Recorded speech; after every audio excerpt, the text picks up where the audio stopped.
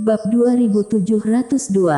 Apa masalah yang tidak dapat kita selesaikan bersama? Sesuai dengan ucapannya, Kaisar Li langsung menyerang. Samu ingin menghentikannya, tetapi sudah terlambat. Di kejauhan, warrior menatap Kaisar Li yang sedang bergegas ke arahnya dengan dingin, dengan tangan kirinya memegang pedang gabungan 5 elemen dan tangan kanannya memegang pedang takdir. Ketika aura Kaisar Li bergegas ke arahnya dan semakin meningkat, fisiknya menjadi seperti gunung berapi yang berpindah saat meletus. Momentum itu benar-benar mengerikan. Segera, Kaisar Li tiba di depan warrior. Pada saat ini, warrior tiba-tiba melompat dan menebaskan kedua pedangnya. Pef, pef. Kedua pedang ditebaskan dan ruang seketika terkoyak. Di depan kedua bilah pedang itu, ruang itu menjadi rapuh seperti selembar kertas tipis, yang tidak dapat menahan serangan. Pada saat ini, Kaisar Li telah menyadari kekuatan mengerikan yang terkandung dalam kedua pedang warrior. Namun pada saat ini, dia telah berada di dalam kondisi krisis dan harus melawannya. Jika dia tidak melawan, dia akan mati. Kaisar Li juga memilih untuk bertarung nyawa. Dia mengepalkan kedua tangannya dengan erat dan kilat yang tak terhitung jumlahnya muncul di kedua tinjunya.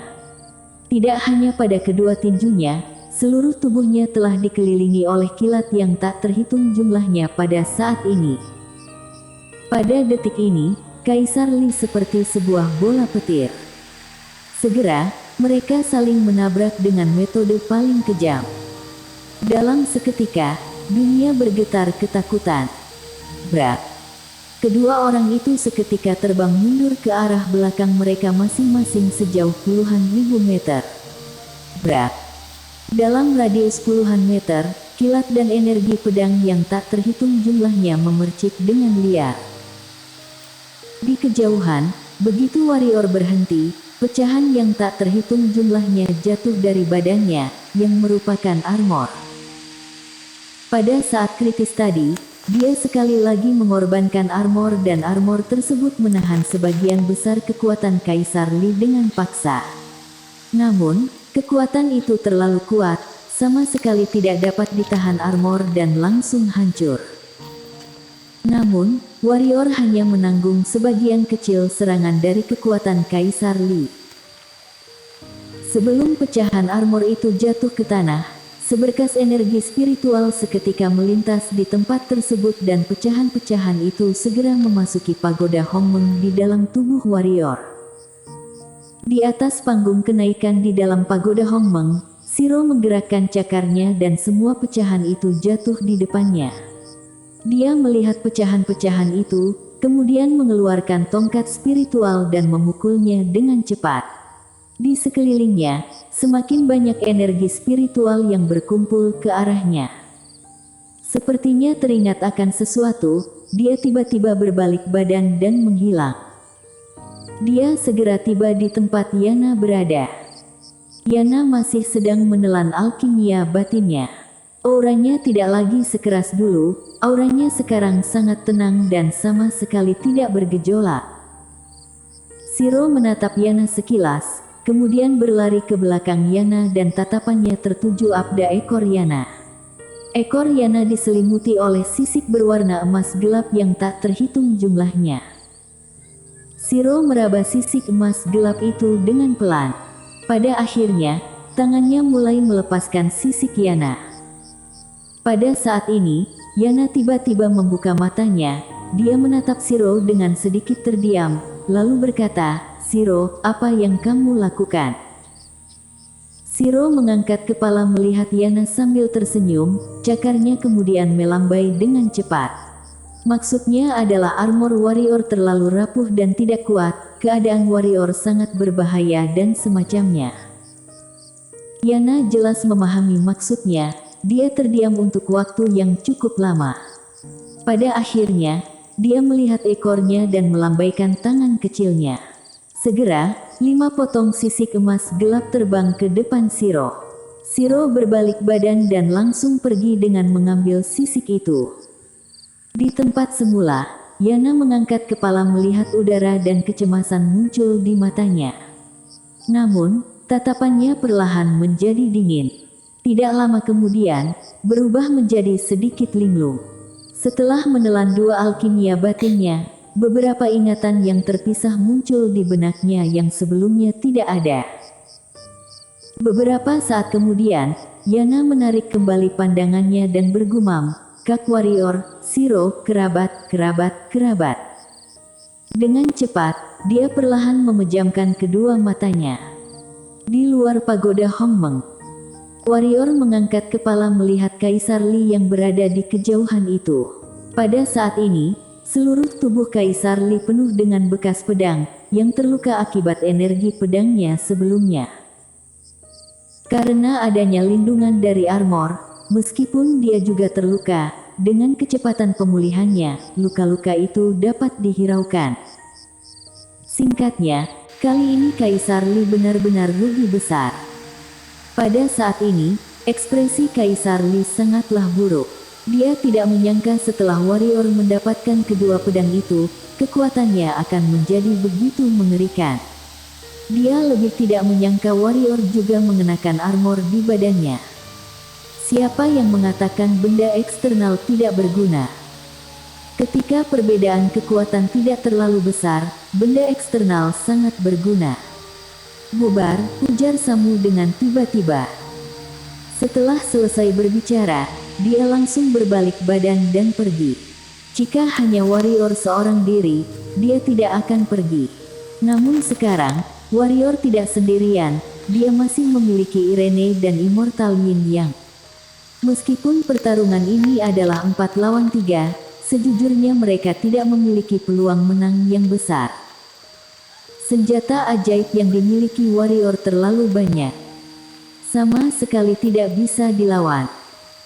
Dewa pertama melihat sekilas Warrior dan Irene, kemudian berbalik badan dan pergi. Pendekar pedang juga berbalik badan dan mengikutinya. Adapun untuk Kaisar Li, ekspresinya tampak murung. Sejak terkenal, dia tidak pernah dipaksa mengalah seperti itu. Sejujurnya, dia ingin bertarung nyawa. Namun, ketika melihat Samu dan yang lainnya pergi, dia tahu bahwa tidak ada gunanya bertarung nyawa.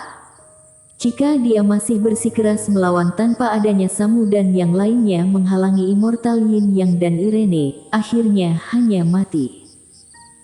Kaisar Li menatap Warrior dan berkata, "Ingatlah, kamu tidak memiliki armor lagi. Jika kita bertemu lagi, kamu pasti mati." Setelah mengucapkan perkataan kejam, dia berbalik badan dan pergi. Warrior juga tidak mengejar mereka. Hal yang sama, meskipun Samu tidak dapat mengalahkan mereka, mereka juga tidak dapat mengalahkan Samu dan yang lainnya. Tidak ada gunanya dia mengejar mereka. Sebaliknya, jika penguasa alam takdir dari Walten dan tanah eskatologi muncul, masalahnya akan sangat besar. Setelah Samu dan yang lainnya pergi, Warrior melihat Immortal Yin yang berada di tempat yang tidak jauh darinya sambil berkata, "Terima kasih banyak, senior." Immortal Yin yang berkata dengan nada datar, "Aku hanya membalas dendam, bukan membantumu." Warrior tersenyum dan berkata, "Bagaimanapun juga, aku akan selalu mengingat bantuan senior hari ini." Immortal Yin yang menatap Warrior dan berkata, "Kusarankan, sebaiknya kamu pergi mencari Densky dan Tako, atau beberapa takdir langit itu. Aku tidak tahu keuntungan apa yang diberikan tanah eskatologi kepada Kaisar Li, sehingga membuatnya bersedia menjadi pengawal tanah eskatologi. Tapi aku tahu bahwa masalah ini tidaklah sederhana. Selain itu, tanah eskatologi jelas ingin melawan takdir langit. Jika tidak ada kekuatan terakhir yang mengerikan, Kaisar Li dan Walten tidak akan berani berbuat seperti itu meskipun memberi mereka 100 nyali." Warrior mengangguk dan berkata, "Aku tahu." Immortal Yin yang berkata, "Kamu juga bukanlah orang baik, ide licikmu sangat banyak. Selain itu, ada Densky dan beberapa takdir langit di belakangmu. Dilihat dari permukaan, kondisimu lebih menguntungkan. Warrior tersenyum pahit. Lebih menguntungkan. Apa-apaan? Semua orang mengira takdir langit sekongkolan dengannya dan memang benar bahwa wanita bergaun putih dan wanita bergaun hitam sekongkolan dengannya. Namun, dua sosok terkuat dari empat takdir langit tidak sekongkolan dengannya. Setelah masih bisa dikatakan baik, meskipun dia tidak senang melihat warrior, dia juga tidak berniat untuk membunuhnya.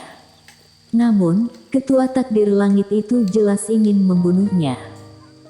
Dibandingkan dengan ketua takdir langit, orang-orang di tanah eskatologi ini sungguh tidak mengerikan.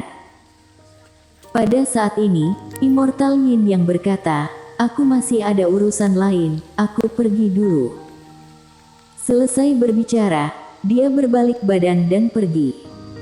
Warrior tiba-tiba berkata, "Senior, tunggu sebentar." Immortal Yin yang berbalik badan dan menatap Warrior.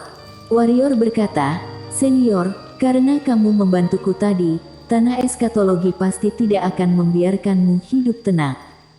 Jika mereka menyerangmu, hubungi aku kapanpun juga." Immortal Yin yang berkata dengan datar, "Menghubungimu mungkin akan membuatku lebih cepat mati. Dimanapun kamu berada, mereka pasti akan keluar dengan kekuatan penuh. Jika hanya aku sendiri, mereka tidak akan menghabiskan begitu banyak tenaga. Jadi jangan datang mencariku dan aku akan aman." Selesai berbicara, dia langsung menghilang dari tempat semula. Di tempat semula, Warrior tersenyum pahit. Harus diakui bahwa apa yang dikatakan Immortal Yin yang juga masuk akal. Jika dia bersama dengannya, dia pasti akan dijadikan tanah eskatologi sebagai target. Warrior menarik kembali pikirannya dan menatap Irene, lalu berkata, "Apakah kamu baik-baik saja?" Irene menggelengkan kepala, dia tidak banyak terluka dari pertarungan sebelumnya. Warrior berkata dengan nada ringan, "Kali ini, aku terlalu ceroboh. Aku mengira tanah eskatologi akan lebih terkendali setelah kejadian terakhir kali itu. Tidak kusangka, mereka akan keluar secepat ini. Dilihat dari kondisi tadi, mereka seharusnya bukan datang untuk mencariku secara khusus. Jelas bahwa mereka keluar dengan tujuan. Mungkinkah mereka ingin pergi mencari bantuan lagi?" Ketika berbicara sampai di sini, ekspresi Warrior menjadi sangat suram. Dari awal hingga saat ini, tanah eskatologi menggali semakin banyak sosok tua aneh sebelumnya dan tidak tahu mengapa sosok tua aneh ini ingin membunuhnya. Terkhusus Kaisar Li, sosok ini angkuh dan emosional, kekuatannya juga kuat. Metode apa yang digunakan tanah eskatologi sehingga membuatnya bersedia mempertaruhkan nyawa bagi mereka? Dia tidak mengerti dan dia tahu bahwa tanah eskatologi kelak akan semakin waspada setelah mengalami kejadian terakhir kali itu. Jika mereka datang mencarinya lagi, mereka pasti memiliki keyakinan yang penuh. Oleh karena itu, dia tidak boleh tinggal diam. Dia harus menguatkan diri sendiri sebelum tanah eskatologi datang mencarinya. Dia harus selangkah atau setengah langkah lebih cepat daripada tanah eskatologi. Jika tinggal diam, dia pasti mati. Pada saat ini, Irene berjalan ke sisinya dan berkata, "Tidak perlu berpikir terlalu banyak. Sepanjang jalan ini, masalah apa yang tidak pernah kita temui, dengan adanya kamu dan aku, apa masalah yang tidak bisa diselesaikan?" Mendengar ucapannya, Warrior tertawa terbahak-bahak. Irene berdiri diam di sampingnya dan menatapnya. Dia dan Warrior adalah sosok paling luar biasa di era ini. Namun, demi Warrior, dia bersedia menyembunyikan cahaya diri sendiri dan diam-diam menemaninya. Jika kekurangan Warrior, Irene akan menjadi si pengembara kedua. Irene adalah seseorang yang mengejar seni bela diri tertinggi. Namun setelah adanya Warrior, seni bela diri menjadi peringkat kedua di hatinya. Semua ini berawal dari warrior yang bertarung nyawa melindunginya ketika puluhan ribu panah ditembakkan di gerbang kota benua pendekar hitam. Beberapa saat kemudian, warrior dan Irene kembali ke pagoda Hongmeng. Begitu ia kembali ke pagoda Hongmeng, Shiro muncul di depannya dan membelakangi cakar kecilnya. Dia menatap warrior dengan senyuman yang penuh di wajah imutnya. Warrior tersenyum dan berkata, "Tunjukkan padaku." Shiro mengedipkan mata, kemudian mengeluarkan cakar kecilnya dan sebuah armor segera muncul di depannya. Armor baru bersambung.